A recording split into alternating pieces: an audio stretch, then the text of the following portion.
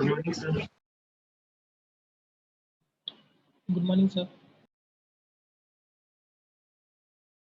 Good morning, sir.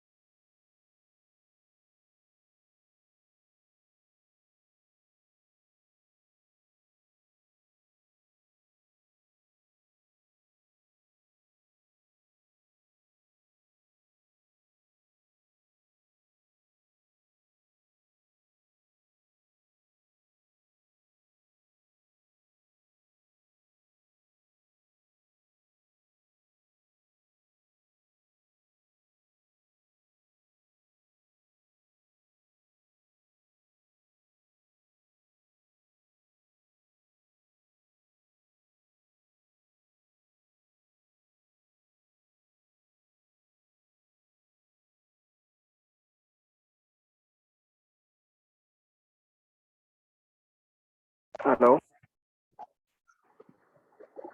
Good morning, sir. Good morning. Good morning. Okay, थोड़ा सा आज network internet की वजह से थोड़ा था नेटवर्क प्रॉब्लम आ रही। अभी मैं बस कनेक्ट हुआ। वॉइस सभी को क्लियर है? Yes. Good morning students. Morning. Quiz आज थी, इस बात इसलिए लोग देर में ज्वाइन कर रहे हैं।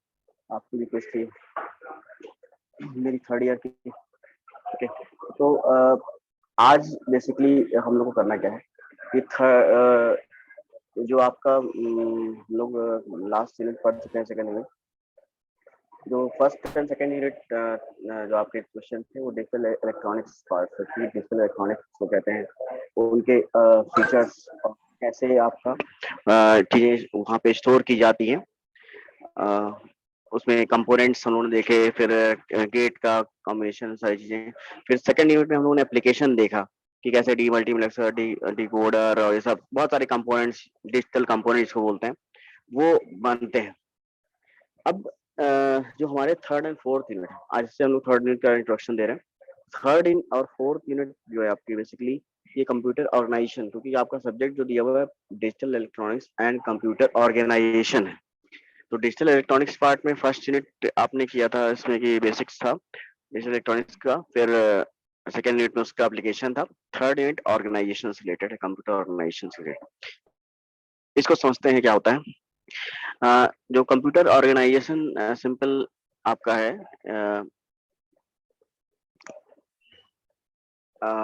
स्क्रीन सभी को विजुअल है। सिंपल जो कंप्यूटर ऑर्गेनाइजेशन की बात हम लोग कह रहे हैं, वॉइस सभी को आ रही clear? Yes, sir. Okay okay okay. Yes sir. तो मेनली कंप्यूटर ऑर्गेनाइजेशन का मीनिंग है कि ऑर्गेनाइजेशन वर्ड का मीनिंग ये होता है कि हम किसी भी वेरियस कंपोनेंट्स को अगर हम वेल मैनर में ऑर्गेनाइज करते हैं, कलेक्शन करते हैं उनका, तो जब कलेक्शन करते हैं और ऑर्गेनाइज, उसका एक सिस्टमेटिक वे होना चाहिए। कोई भी चीज सिस्टमेटिक वे में अगर कलेक्ट की जा रही है और उसको ऐसा इसलिए किया जाता है कि जैसे आपका वो प्रॉपरली वर्क कर सके। कंप्यूटर ऑर्गेनाइजेशन जो पार्ट है वो ये बताता है कि जो जितने भी हमारे डिजिटल कंपोनेंट्स होते हैं वो डिजिटल कंपोनेंट कैसे ऑर्गेनाइज होते हैं, किस तरह से किस अपने टास्क को फुलफिल करते हैं, और ये जो टास्क होते हैं उनको फुलफिल करने के लिए कौन कौन सा अरेंजमेंट किया था, किस किस तरीके से।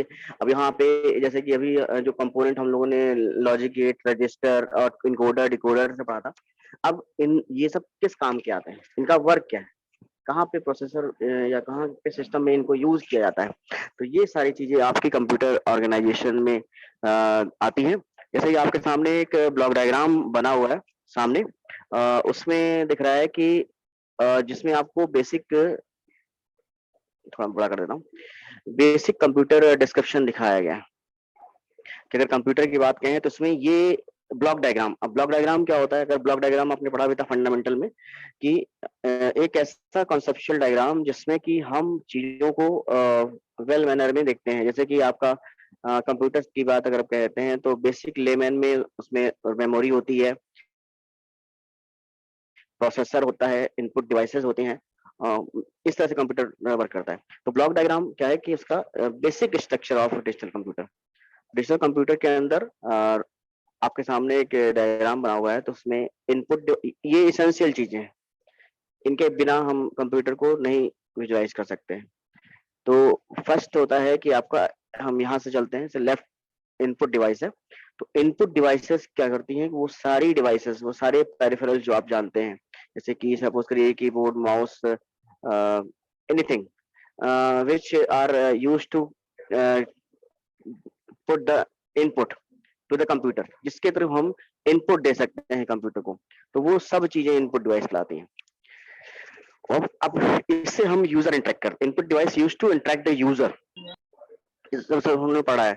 अब इनपुट डिवाइसेस जब आप कुछ देते हैं, टाइप करते हैं या किसी अलग फॉर्मेट में इनपुट देते हैं, तो वो इनपुट कौन एक्सेप्ट करता है, उसको इनपुट एक्सेप्ट करने के लिए हमारे पास जो हाँ सॉरी, ये जो बीच में बनी हुई है input output processing, input output processing unit, IPU, IOP कह सकते हैं। ये क्या होता है, इसको समझते हैं ब्रीफ में। तो इनपुट आउटपुट प्रोसेसर्स या इनपुट आउटपुट जो यूनिट है, वो ऐसा कह सकते हैं एक तरह से प्रोसेसर, मतलब कि एक तरह से प्रोसेस करने वाला काम है। और ये क्या करता है कि इनपुट आउटपुट को मैनेज करता है, इनपुट्स को और आउटपुट को मैनेज करता है, और ये आइडेंटिफाई करता है कि कौन सा इनपुट किस फॉर्मेट में कहाँ से आ रहा है, किस किस तरह से वो वैल्यू ले रहा है। तो अलग अलग इनपुट डिवाइसेस, आउटपुट डिवाइसेस को ये मैनेज करने के लिए इनपुट आउटपुट प्रोसेस यूज किया जाता है। इसका और ये इनपुट लेता है, और उसके बाद क्या करेगा कि ये इनपुट प्रोसेसर को सेंड कर देता है। प्रोसेसर मेन पार्ट होता है, like mind of a computer. Processor या सीपीयू उसको हम लोग बोलते हैं, central processing unit. Central processing unit inputs को एक्सेप्ट करती है, एक्सेप्ट कर, और एक चीज और है, आईओपी जो होता है, ये इनपुट आउटपुट प्रोसेसर होता है, ये इनपुट लेता तो है अलग अलग इनपुट डिवाइस से, लेकिन इसको कन्वर्ट कर देता है इंटरमीडिएट फॉर्म में, बाइनरी फॉर्मेट में कन्वर्ट कर देता है, मशीन लैंग्वेज में कन्वर्ट कर देता है।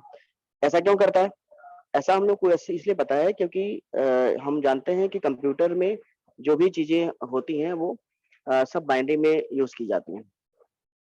वो हर चीज को बाइनरी में ही रिकॉर्ड करता है, किसी और फॉर्मेट में नहीं कर पाता है। वो इंटरमीडिएट जो वर्किंग है कंप्यूटर की, बाइनरी लैंग्वेज होती है। तो उसको हमें कोई भी इनपुट हम लेते हैं, चाहे कीबोर्ड से आए, माउस से आए या किसी अदर डिवाइस से आए, वो सब पहले क्या होगा, बाइनरी में कन्वर्ट होगा, मशीन लैंग्वेज में कन्वर्ट होगा, इंटरमीडिएट फॉर्म में कन्वर्ट होगा। कन्वर्ट करने के बाद, और ये कन्वर्ट करने का काम कौन करता है, input output process unit unit करती है।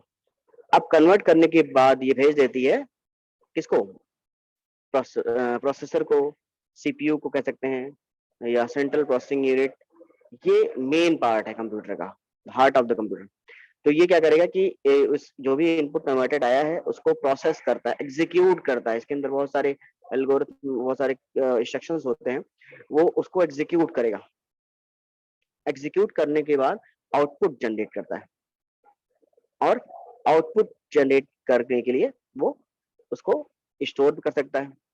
तो जब एग्जीक्यूशन होता है तो उसके लिए वो क्या करेगा कि रैम का भी यूज करता है, रैंडम एक्सेस मेमोरी। तो रैंडम एक्सेस मेमोरी वो स्टोर, मेन प्राइमरी मेमोरी होती है, जिसमें कि हमारा प्रोसेसर अपने इंस्ट्रक्शन को, रिजल्ट को इंटरमीडिएट फॉर्म में स्टोर करता है, रखता है वहां पे। और स्टोर करने के बाद वो क्या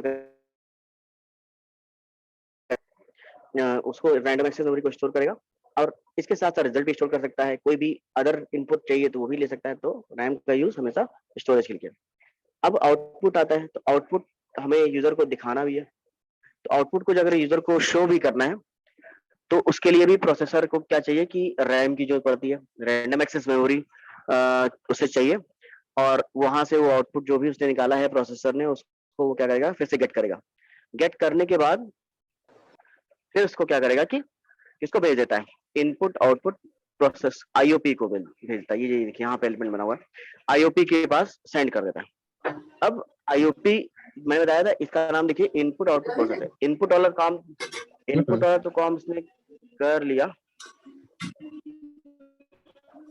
श्रेयांश म्यूट रही है। इनपुट आउटपुट दोनों के लिए वर्क करता है। तो इनपुट को तो उसने यूज कर लिया था। अब लेकिन जो प्रोसेसर ने आउटपुट निकाला है, प्रोसेसर ने आउटपुट जो निकाला है, उस आउटपुट को भी तो आगे हमें यूजर को दिखाना है। तो आउटपुट डिवाइसेस के लिए अलग अलग आउटपुट डिवाइसेस अपने अपने फॉर्मेट में कंटेंट को लेती हैं। जैसे कि प्रिंटर है, जैसे मॉनिटर है, और अदर जैसे आपका एलसीडी स्क्रीन है या प्रोजेक्टर है, अलग अलग आउटपुट डिवाइसेस होती हैं। वो अपने अपने फॉर्म में इनपुट कंटेंट लेती हैं। तो फिर से आईओपी का काम आ जाता है। ये क्या करेगा, ये इसने जो आउटपुट निकाला है वो बाइनरी फॉर्मेट निकाला है। यहाँ सब बाइनरी फॉर्मेट हो रहा है। आउटपुट निकालने के बाद ये जो कंटेंट आया है, इस कंटेंट को कन्वर्ट कर दिया गया। किसने कन्वर्ट किया, आईओपी ने कन्वर्ट किया। और ये आईओपी क्या करेगा, अब जो भी पेरिफेरल डिवाइसेस हैं, जैसे मॉनिटर है, जैसे प्रिंटर है, किसी भी पेरिफेरल डिवाइस को रिक्वेस्टेड पेरिफेरल डिवाइस पे आउटपुट सेंड करता है। और आउटपुट भी यूजर ही बताता है या सिस्टम। जो बाय डिफॉल्ट आपकी जो बेसिक इनपुट डिवाइस है उसको कीबोर्ड कहते हैं, और जो बेसिक आउटपुट डिवाइस है उसको मॉनिटर कहते हैं। तो अगर इनपुट और आउटपुट डिवाइसेस स्पेसिफाइड नहीं है तो बाय डिफॉल्ट हम कीबोर्ड या माउस से इनपुट लेते हैं और आउटपुट दिखाते हैं मॉनिटर से। इस तरह से एक कोई भी जो सिंपल कंप्यूटर है उसमें ये ऐसी प्रोसेसिंग होती है। इनपुट लिया जाता है, उसको कन्वर्ट करते हैं, कन्वर्ट करने के बाद प्रोसेसर एग्जीक्यूट करता है, रैम का यूज करता है, और आउटपुट जनरेट करता है। आउटपुट को अगेन कन्वर्ट किया जाता है और उसको भेज दिया जाता है आउटपुट डिवाइस। तो this is the basic of digital computer block diagram. Actual में क्या हो रहा है अभी हम लोग और डायग्राम देखेंगे, लेकिन ये बेसिक कॉन्सेप्ट है। I hope everything is clear कि how the computer interact with the instructions and various component. तो बेसिक जो आपके प्राइमरी है आपका, वो मेमोरी है, सीपीयू है, इनपुट आउटपुट डिवाइस है, और आईओपी। ये भी एक तरह का प्रोसेसर है। कभी कभी आप लोग जब डायग्राम बनाते हैं तो इसको एक साथ लिख देते हैं, मतलब कि सीपीयू बीच में लगाते हैं। वो भी करेक्ट है, क्योंकि ये भी एक तरह का प्रोसेसर ही है। तो इसीलिए हम लोग कभी कभी आईओपी को भी सीपीयू के साथ में ही जोड़ देते हैं। तो डायग्राम आपका इनपुट आउटपुट डिवाइस, रैम और सीपीयू के साथ में होता है। अब हम लोग थोड़ा सा और डिफाइन करते हैं, डीप में जाते हैं। यहाँ पे देखिए क्या हो रहा है। ये एक और व्यू दिखाया गया है आपको, कैसे इंटरनली काम हो रहा है। जब भी मैंने बताया था कि मशीन कोड में कन्वर्ट हो जाता है और कैसे काम करता है। यहाँ पे अब हम लोग को इनपुट आउटपुट डिवाइस तो हम सभी को पता है, आपने पढ़ा भी है। इसका काम है कन्वर्ट करने का काम। अब इसको देखते हैं कैसे काम कैसे करता है, कैसे एग्जीक्यूट करता है इंस्ट्रक्शन को। इसको समझने के लिए आप यहाँ पे जाइए। यहाँ पे आपको दिखाया गया है कि किस तरह से कोई भी इंस्ट्रक्शन, कोई भी इनपुट प्रोसेस किया जाता है। तो यहाँ देखिए ये सीपीयू ब्लॉक बना हुआ है, केवल सीपीयू बनाया गया है और रैम बनाया गया है। इसके केवल 2 ब्लॉक बनाए गए हैं, बाकी सबको नहीं बनाया गया। सीपीयू के अंदर क्या क्या होता है ये भी शो किया है। सीपीयू के अंदर ओके, तो सीपीयू के अंदर जो है आपका ये सब होता है जो हम लोगों ने पढ़े थे। रजिस्टर पढ़ा था अभी रिसेंटली। रजिस्टर क्या करता है, स्टोरेज काम आता है। एक्यूमुलेटर अगेन स्पेशल रजिस्टर है। Register use to store the instruction data address, इनको स्टोर करने के काम आता है रजिस्टर का। तो रजिस्टर जो होते हैं वो बेसिक एलिमेंट होते हैं स्टोरेज के, और बफर की तरह काम करते हैं। तो एएलयू क्या करता है कि वहां पे अपने एड्रेस को, इंस्ट्रक्शन को और डेटा को होल्ड करता है। तो ये रजिस्टर से जुड़ा हुआ होता है यहाँ पे ALU। और ये क्या है, सीपीयू के अंदर, ये सीपीयू का पूरा सेक्शन दिया हुआ है। सीपीयू के अंदर होता है, एक होता है ALU, इसको बोलते हैं arithmetic logic unit. Arithmetic logic unit, ALU क्या करता है, नाम से ही क्लियर हो रहा है, ये सीपीयू का एक पार्ट है जो कि वेरियस सभी तरीके के अर्थमेटिक लॉजिक यूनिट को परफॉर्म करेगा, जो सभी तरीके के अर्थमेटिक लॉजिक यूनिट को परफॉर्म करता है। अर्थमेटिक लॉजिक यूनिट मतलब कि आप, अगर आप कोई कमांड प्रोग्राम बनाते हैं तो उसमें क्या होता है, उसमें या तो एक्सप्रेशन होंगे, उसमें प्लस माइनस या मैथमेटिकल एक्सप्रेशन हो सकते हैं, या तो लॉजिक हो सकता है। प्रोग्रामिंग आप करते हैं, लॉजिक बिल्डअप करते हैं, उसमें लूपिंग होता है, उसमें जंप होता है, और स्टोरेज होता है, इफ एल्स, बहुत सारे लॉजिक ऑपरेशन। तो ये सब लॉजिक ऑपरेशन भी यही रन करता है। तो किसी भी इंस्ट्रक्शन के अर्थमेटिक और लॉजिक ऑपरेशन को परफॉर्म करने के लिए सीपीयू का जो सेक्शन यूज होता है उसको हम लोग बोलते हैं arithmetic logic unit. Arithmetic logic unit, दोनों का काम क्लियर हो गया। अब ये सब क्या है, ये आपका क्या है कि एक स्पेशल पार्ट है, control unit. Control unit CPU का बहुत ही इंपॉर्टेंट पार्ट है, mind of the CPU. Control unit नाम से ही ले रहा है control, which control all the elements, all the parts of the CPU. Control unit एक ऐसा सेक्शन होता है जो कि सब चीज कंट्रोल करता है कि कौन सा डेटा सेंड होना है रजिस्टर को, कौन सा एग्जीक्यूशन करना है एएलयू में, कौन सा इंस्ट्रक्शन रन होना है, कौन सा सबरूटीन कॉल होना है, कौन सा एल्गोरिथम कॉल होना है, कौन सा प्रोसेस होना है। हर चीज को कंट्रोल करने का काम कंट्रोल यूनिट होता है। जैसे कि हमारा बॉडी के अंदर माइंड कंट्रोल करता है पूरे बॉडी को, इसी तरह से ये पूरे सीपीयू को कंट्रोल यूनिट कंट्रोल करता है। तो control unit each and every operation control by the control unit. Addresses से डील करता है ये, और रजिस्टर्स को, हर देखिए रजिस्टर्स और एएलयू को दोनों को इसने कंबाइन किया हुआ है कि एएलयू में कौन सा ऑपरेशन एग्जीक्यूट होना है, कब, उनकी प्रायोरिटी सेट करना, उनको एग्जीक्यूट करना और उसके रिजल्ट को स्टोर करना रजिस्टर के अंदर। तो ये दोनों से ही कनेक्टेड रहता है। कंट्रोल यूनिट एक चीज और यूज करता है, ये देखिए यहाँ पे एक स्पेशल रजिस्टर, ये भी एक रजिस्टर बना हुआ है, इसका नाम होता है इंस्ट्रक्शन रजिस्टर, IR। इस रजिस्टर, ये रजिस्टर जो है ये भी सिंपल स्टोरेज के काम आता है, डेटा और एड्रेस के, डेटा को होल्ड करता है। और ये जो इंस्ट्रक्शन रजिस्टर है ये एक खास तरीके का रजिस्टर होता है, ये भी एक रजिस्टर स्टोरेज के लिए, लेकिन ये केवल करंट एग्जीक्यूशन जो इंस्ट्रक्शन है उसको रखता है। जो भी करंटली एग्जीक्यूशन की जरूरत है, जिस कमांड को, ऐड को, सबट्रैक्ट को, डिलीट को, कोई भी कमांड है, स्टोर है, कोई भी कमांड है, एनी कमांड, अगर वो करंटली एग्जीक्यूट हो रहा है तो उसके इंफॉर्मेशन IR के अंदर होती है। तो जो भी करंटली इंफॉर्मेशन एड्रेस की, इस कमांड की रखनी है, वो IR स्टोर कर सकता है। It is the register which known as a instruction register and used to hold the address, sorry, instruction को होल्ड करता है। तो कंट्रोल यूनिट इससे इंस्ट्रक्शन लेता है, इससे पता जाता है कौन सा इंस्ट्रक्शन एग्जीक्यूट कर रहा है, और एग्जीक्यूट करने के बाद उसको यहाँ से रन करवाता है। अब यहाँ पे देखिए ये क्या बना हुआ है, इसको कहते हैं कि बसेस कहते हैं। बसेस, प्रोसेसर के अंदर बसेस जो होती हैं वो डेटा एड्रेस कंट्रोल को ट्रांसफर करती हैं, डेटा एड्रेस कंट्रोल को ट्रांसफर करती हैं। तो कंट्रोल यूनिट से हमने बताया कि ये कैसे इंटरेक्ट करेगा, इंस्ट्रक्शन भेजना है, डेटा भेजना है, एड्रेस भेजना है, तो ये कौन ले कौन जाएगा, कैरियर कौन रहेगा। तो कैरियर जो है आपका बसेस होती हैं, इसको हम लोग इंटरनल बसेस कहते हैं, अंदर सीपीयू के अंदर लगी होती हैं, और इनका काम माइन्यूट वायर होते हैं, इसमें आपका डेटा एड्रेस और कंट्रोल ट्रांसफर किया जाता है। तो यहाँ पे देखिए इंटरनल बसेस में आपका डेटा आ सकता है, डेटा कहाँ से आएगा, रजिस्टर या एएलयू से, यहाँ से आ सकता है। यहाँ पे डेटा अगर आपने स्टोर कर लिया है तो इसको आप चाहते हो कहीं भेजना तो यहाँ से दे सकते हैं। इंस्ट्रक्शन यहाँ पे होल्ड है, इस इंस्ट्रक्शन को, ये इसको भी जरूरत पड़ेगी तो ये यहाँ से जा रहा है। तो कोई भी चीज अगर फ्लो करनी है तो ये जो इंस्ट्रक्शन होते हैं, डेटा होते हैं, ये सब जो होते हैं वो इंटरनल बस से कनेक्टेड रहते हैं। इसके साथ ही साथ ये देखिए क्या लिखा हुआ है, कंट्रोल बना हुआ, कंट्रोल सिग्नल, कमांड, इंस्ट्रक्शन, ये सब चीजें कौन देने वाला है? Control unit. Control unit command देती है कौन सा रन करना है, इंस्ट्रक्शन प्रोवाइड कराती है।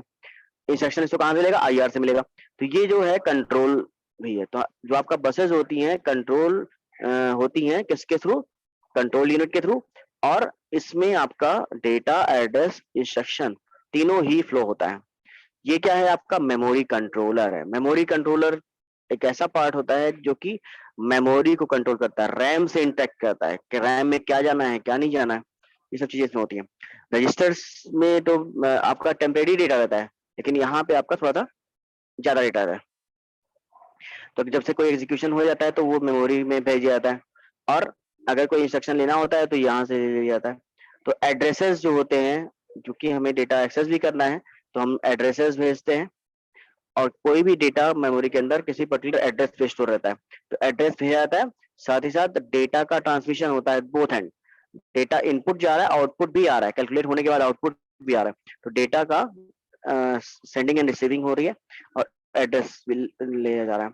इसके थ्रू आपने क्या किया, चाहे डेटा आपको रीड करना हो तभी एड्रेस की जरूरत पड़ेगी, डेटा राइट करना हो, स्टोर करना हो, सेव करना हो, तब भी एड्रेस की जरूरत पड़ेगी। तो ये इससे होता है। और ये आपकी रैम है। यहाँ पे क्या है, आपके बहुत सारे मशीन इंस्ट्रक्शन पड़े हुए हैं, कमांड पड़े हुए हैं। तो ये सारे कमांड होते हैं, यहीं से एक्सेस होके जाते हैं। तो हमें डेटा भी मिल गया, एड्रेस भी मिल गया, कमांड भी मिल गया। इन दोनों का काम करके कंट्रोल यूनिट क्या करेगा, आपके डिजायर्ड फंक्शन को एग्जीक्यूट कराएगा, रन कराएगा। ठीक है, ये ओवरऑल इंटरनल वर्किंग हो सकती है आपकी। इसके साथ ही साथ यहाँ पे देखिए, अब यहाँ पे हम और डीप में जाते हैं कि इंटरनल सर्किट लेवल पे क्या होता है। जैसे इससे आपको थोड़ा ज्वाइन कर रहे होंगे कि जैसे आपने डिकोडर पढ़ा हुआ है, कॉम्बिनेशन सर्किट पढ़े हुए हैं। तो प्रोसेसर कंट्रोल यूनिट जब बनता है तो ये कंट्रोल यूनिट का बेसिक है। ये जो कंट्रोल यूनिट यहाँ पे हमने देखा था, अब इसको माइन्यूटली डिफाइन किया गया। कंट्रोल यूनिट काम कैसे करता है? कंट्रोल यूनिट के अंदर भी ये सब चीजें होती हैं। हम लोगों ने कॉम्बिनेशन सर्किट पढ़ा हुआ है, रजिस्टर पढ़ा हुआ है, काउंटर पढ़ा हुआ है, डिकोडर पढ़ा हुआ है। ये जो कॉम्बिनेशनल सर्किट जो हमने पढ़े हुए हैं, डिजिटल कंपोनेंट पढ़े हुए हैं, इन्हीं डिजिटल कंपोनेंट का यूज यहाँ पे किया जाता है। कंप्यूटर ऑर्गेनाइजेशन के अंदर वही डिजिटल इलेक्ट्रॉनिक्स के कंपोनेंट्स यहाँ पे यूज होते हैं, इसीलिए हम लोगों ने पहले इसको पढ़ा था। तो इंस्ट्रक्शन रजिस्टर जो है यहाँ पे देखिए, इंस्ट्रक्शन को होल्ड कर रहा है, आपके रखता है। डिकोडर जो हम लोगों ने पढ़ा था, 3x8 डिकोडर लगा हुआ है। ये आपका यहाँ से इंटरेक्ट करके इनपुट ले रहा है और एड्रेस एड्रेस जनरेट कर रहा है। तो ये आपका एड्रेसेस जनरेट कर रहा है। 3x8 3 इनपुट है, 8 आउटपुट जनरेट करेगा। तो ये आपका 8 आउटपुट दे रहा। इसके बाद फिर आपके ये आपके इंस्ट्रक्शंस हैं। फिर ये आपका इंस्ट्रक्शन रजिस्टर भेजा जा रहा है। फिर कॉम्बिनेशन सर्किट है। कॉम्बिनेशन सर्किट जो होता है जिसमें स्टोरेज नहीं होता है। यहाँ पे जो कंट्रोल यूनिट होता है उसके अंदर कोई स्टोरेज नहीं है, स्टोरेज के लिए तो अलग चीज लगी हुई है, ये अपना केवल रन करता है। तो यहाँ पे कॉम्बिनेशन सर्किट, लॉजिक सर्किट लगा हुआ है, इनपुट लेगा, कंट्रोल सिग्नल ट्रांसफर करेगा। बहुत सारे कंट्रोल सिग्नल होते हैं। ये डिकोडर क्या करता है, यहाँ से तो इसने इंस्ट्रक्शन ले लिया है, यहाँ से क्या करेगा कि आपका सिलेक्शन करता है। ये आपका डिकोडर लगा हुआ है, अगेन 4x16 का डिकोडर है।